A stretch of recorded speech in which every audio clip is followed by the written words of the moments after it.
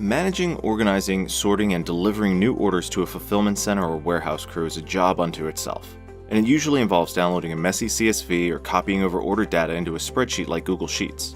It takes time, but it doesn't have to. With Zapier, you can connect Clickfunnels to Google Sheets in an instant and send your new orders to a spreadsheet as they come in. If you don't know Zapier, it's an automation tool that makes connecting all your apps happen in just a matter of clicks. And Zapier is going to help me send orders from Clickfunnels to Google Sheets with a Zap, an automated workflow. All I'll really need to do is connect my Clickfunnels and Google Sheets accounts, and then match up information from my new order to the columns in Google Sheets. First, I'll connect my Clickfunnels account. This gives Zapier permission to monitor for new orders in Clickfunnels. Okay, Clickfunnels is connected and tested.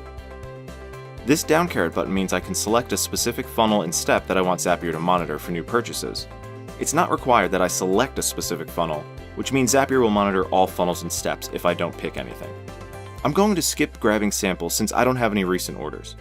This will let me use Clickfunnels' default sample in the next step. But when you set this Zap up, I definitely recommend taking the time to pull in recent samples. Now we connect to Google Sheets. We have links to our privacy and data policies in the description, but we keep your account information secure with bank-level encryption. We don't take chances with your information. And now we just match information from Clickfunnels to Google Sheets. When you see this button, that means you can grab information from the first step, from Clickfunnels, to populate these fields. When I click Test, we're actually going to create a new row in Google Sheets, so keep that in mind when you test your Zaps too. Zapier is actually making the action happen. Looks like a success, so let's check out Google Sheets. And there it is. Just like that, we connected Clickfunnels to Google Sheets.